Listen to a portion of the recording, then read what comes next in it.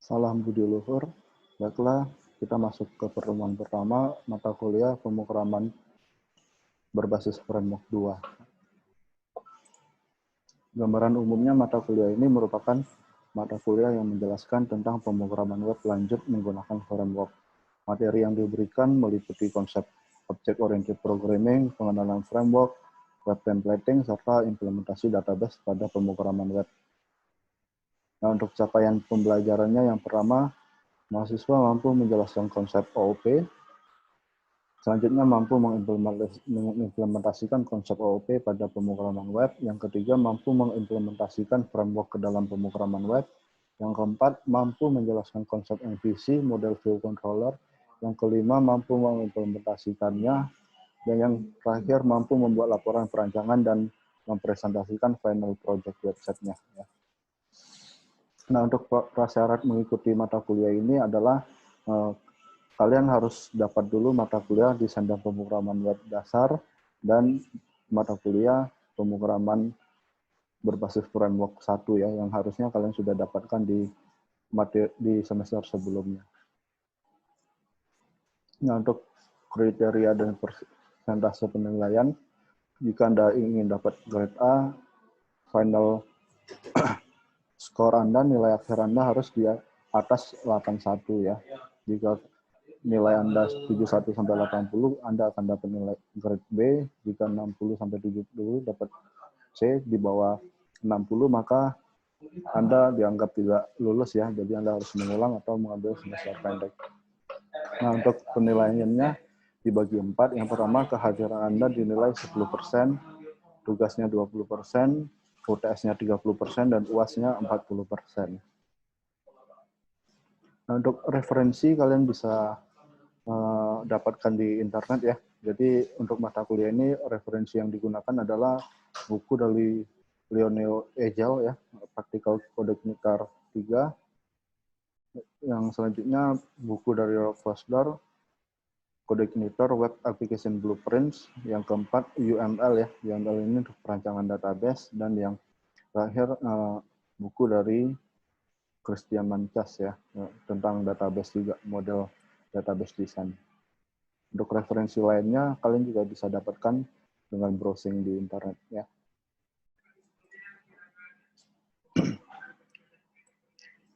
Nah, apa itu framework ya? Jadi kan mata kuliah kita ini pemrograman berbasis framework, jadi kita menggunakan framework. Nah, framework itu apa? Nah, framework itu merupakan kumpulan dari fungsi-fungsi atau prosedur dan kelas untuk tujuan tertentu yang sudah siap digunakan ya. Jadi mempermudah dan mempercepat pekerjaan seorang programmer ya. Programmer dalam artian di sini web developer ya, karena kita akan membuat sebuah website menggunakan framework.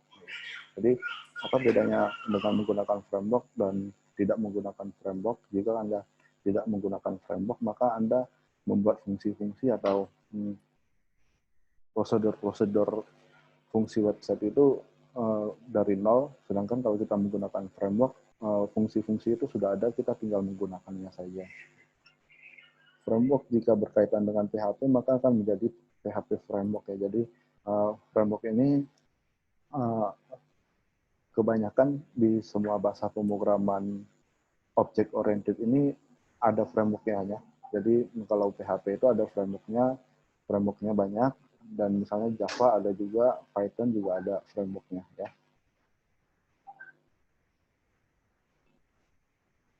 Nah, mengapa kita menggunakan framework ya? Yang pertama, mempercepat dan mempermudah pembangunan sebuah aplikasi web. Yang kedua, relatif memudahkan dalam proses maintenance ya.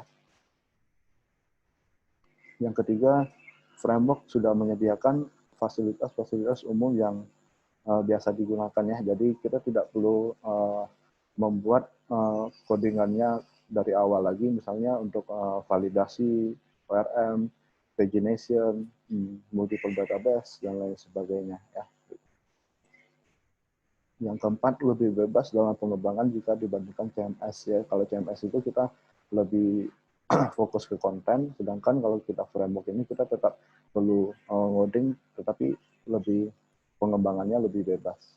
Yang keempat, meskipun pada dasarnya sama-sama memudahkan, apabila menggunakan CMS kita tidak perlu repot menulis script ya atau kode, tetapi dengan menggunakan framework ini kita harus menulis script atau kodenya ya. Nah, ini jenis-jenis framework pada bahasa pemrograman PHP. Yang pertama ada kode igniter, yang kedua Laravel, II, ya, Symfony, dan lain sebagainya. Nah, ini kalian bisa browsing-browsing ya. Nanti kalau kalian mau explore untuk framework PHP lainnya bisa, tapi untuk di mata kuliah ini kita akan menggunakan kode igniter. Ya. Nah, sebelum kita mulai memasuki materi, kita harus mempersiapkan tools-tools yang dibutuhkan untuk mata kuliah ini. Yang pertama kita butuh framework-nya ya. Jadi framework-nya kalian bisa download di situs resmi kode igniternya di kodeigniter.com/download. Yang kedua kita butuh kode editornya. Nah, kode editornya kalian bebas mau pilih pakai apa. Bisa pakai Sublime Text, Notepad++, ya, kode Loadstar, NetBeans, Dreamweaver, atau Visual Studio Code ya, bebas. Nah, untuk web servernya kita butuh SAM atau WAM ya, jadi bebas kalian bisa pakai SAM atau WAM. Yang keempat kita butuh internet browser untuk menjalankan aplikasi website yang kita buat. Ini juga bebas, kalian bisa pakai Internet Explorer atau Internet Explorer, Opera, Google Chrome, Mozilla Firefox, dan lain sebagainya. Yang kelima kita butuh PDF Creator. Nah, ini untuk menjadikan file sebuah website itu dalam bentuk PDF. Yang keenam tentu saja kita butuh sebuah komputer ya, atau komputer atau laptop yang di dalamnya sudah terinstall sistem operasi. Nah, sistem operasinya yang itu bisa menggunakan Windows, Ubuntu, atau Mac juga ya. Nah, apa itu kode igniter? Kode igniter adalah sebuah web application network yang bersifat open source ya, yang digunakan untuk membangun aplikasi PHP dinamis ya. Jadi kode igniter ini bebas digunakan, gratis, bebas dikembangkan juga. Saat ini kode igniter sudah memasuki versi keempat. Nah, kode igniter itu adalah sebuah framework yang menganut model MVC. MVC itu adalah singkatan dari model view controller. Jadi untuk membuat sebuah website-nya, script yang akan kita buat itu akan dibagi ke dalam 3 bagian ya. Kalau script-nya mengenai model, maka simpannya di dalam model. Kalau view mengenai tampilan, dan controller adalah mengenai controllernya ya. Nanti kita akan pelajari lebih jauh mengenai model MVC ini. Nah, selain ringan dan cepat, kode igniter juga memiliki dokumentasi yang lengkap ya.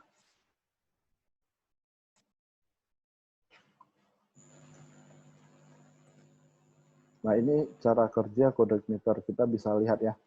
Nah, file yang pertama yang diakses itu adalah file index.php. Selanjutnya akan di routing ya.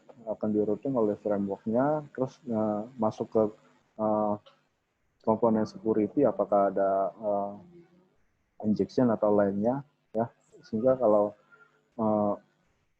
sudah aman baru masuk ke application controller. Nah, application controller ini yang mengatur ya, yang mengatur semua fungsi-fungsi atau semua library yang akan digunakan untuk mengakses halaman tersebut. Apakah halaman website tersebut membutuhkan model, libraries, helper, plugin atau script. Nah, jika butuh maka akan diolah dulu di controllernya, setelah itu baru ditampilkan melalui view ya. Nah, setelah memasuki view akan di caching dulu ya. Jadi caching ini artinya jika pengguna mengakses halaman yang sama berkali-kali itu tidak mengulangi proses yang di atas lagi ya. Jadi kalau waktu routing itu sudah didapat pengguna ini sudah mengakses halaman tersebut, dia akan masuk langsung ke caching ya. Jadi prosesnya lebih cepat daripada mengakses halaman tersebut pertama kali. Nah, untuk cara kerja MVC-nya itu user mengakses controller. Nah, controller ini yang bertugas untuk mengatur ya, mengatur tampilan mana yang akan ditampilkan, model mana yang akan digunakan ya. Model ini akan berkaitan dengan database atau yang berhubungan dengan data ya. Jadi bisa data tersebut bisa diambil dari database atau dari API.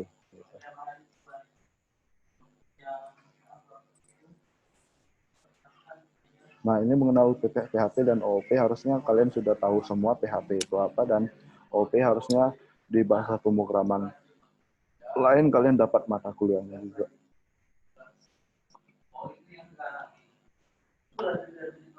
PHP adalah bahasa pemrograman yang digunakan untuk membuat website atau biasa disebut bahasa pemrograman yang ada di sisi server ya. Maka kita butuh yang namanya web server untuk dapat menjalankan aplikasi yang kita buat menggunakan PHP ini.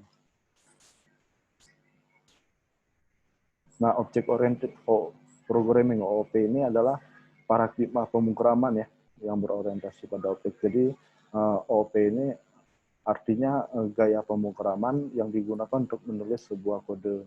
Jadi gaya pemrogramannya bermacam-macam ya. Ada prosedural, ada OOP ya. Nah, di sini kita akan menggunakan konsep OOP.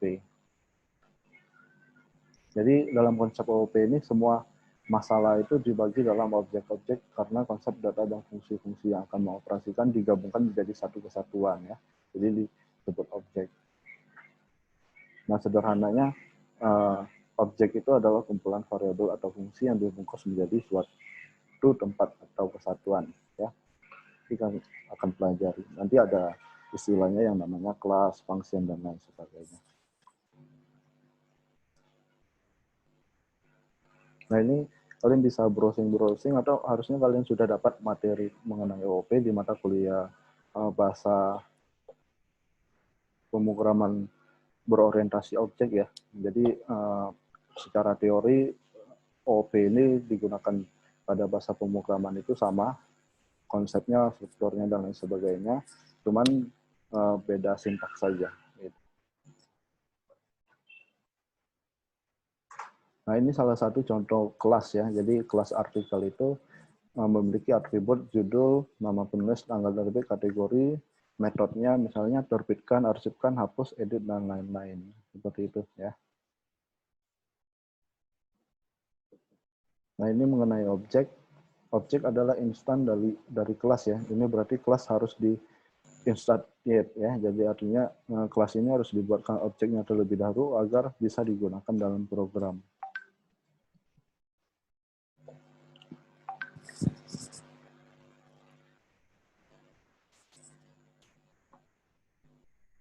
Nah, selanjutnya inheritance ini artinya pewarisan ya. Jadi kelas-kelas yang dibuat itu bisa diturunkan atau diwariskan untuk digunakan kelas lainnya.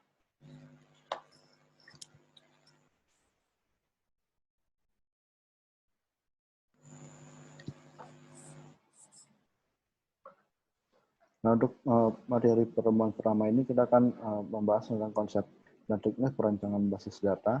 Ya, jadi nanti website yang akan kita buat adalah website yang ada database-nya. Jadi database atau basis data adalah kumpulan data yang menyimpan informasi secara terorganisir dan sistematik. Ya, gitu.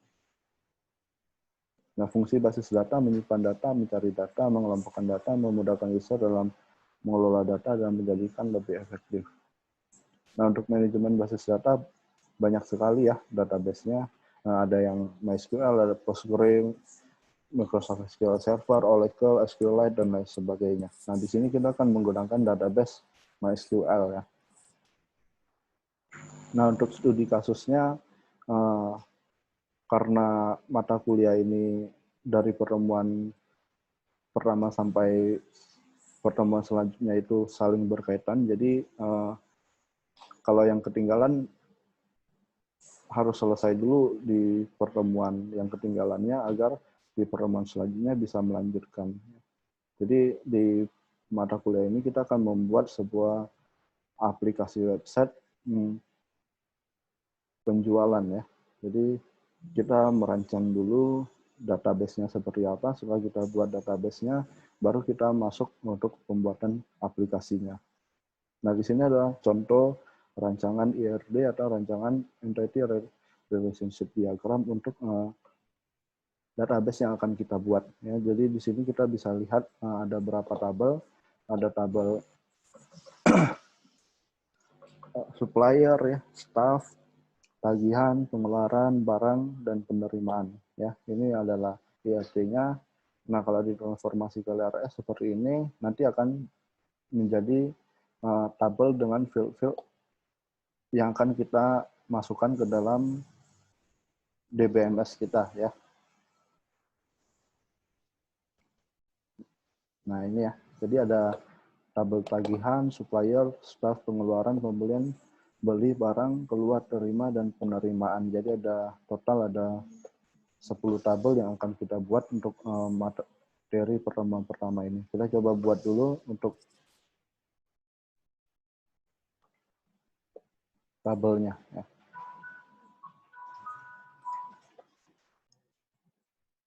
Nah, kita akan membuat tabel-tabel yang akan tabel-tabel database yang akan kita gunakan untuk aplikasi website kita. Yang pertama kita buka dulu sama control panelnya untuk server model Apache-nya dan MySQL-nya kita start dulu, kita running. Ya.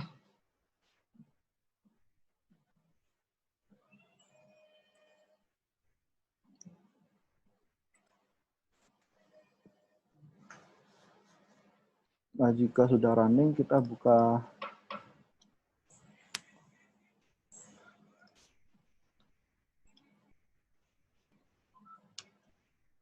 internet browser kita, ya, bisa pakai Mozilla Firefox, Google Chrome, dan sebagainya. Kita buka localhost/phpadmin.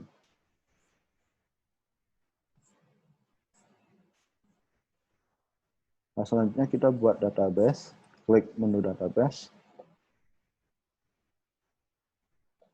Database name-nya silakan isi bebas, ya, misalnya framework 2. Nah, kalau sudah berhasil membuat database, kita akan membuat tabel. Yang pertama yang akan kita buat tabelnya adalah tabel staff. Jumlah kolomnya adalah 5.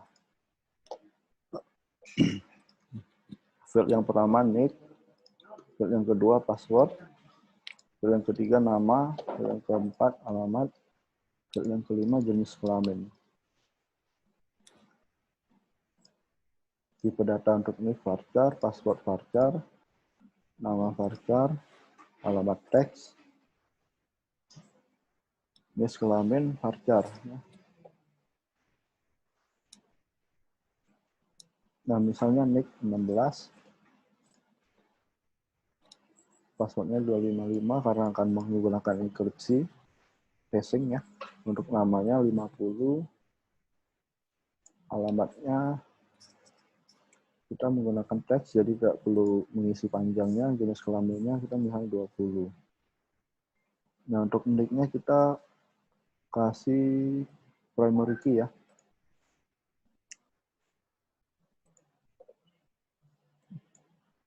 Nah, kalau sudah kita klik tombol save. Nah, berarti database yang kita buat ini kita sudah berhasil membuat satu tabel staff.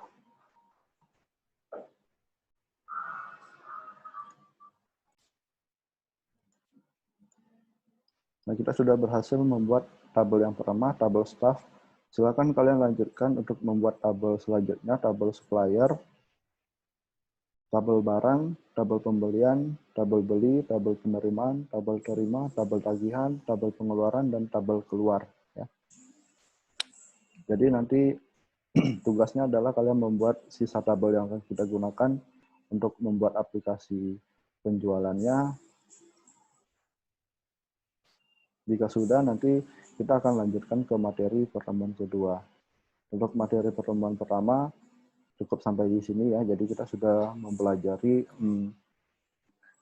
objektif untuk mata kuliah ini, apa itu framework, apa itu OOP, ya, MVC, dan mengenai database. Kita sudah merancang database untuk aplikasi website yang akan kita buat di pertemuan selanjutnya. Kita sudah membuat contoh satu tabel dan tabel lainnya dijadikan tugas. Nah, materinya cukup sampai di sini. Saya akhiri. Terima kasih. Salam budi luhur.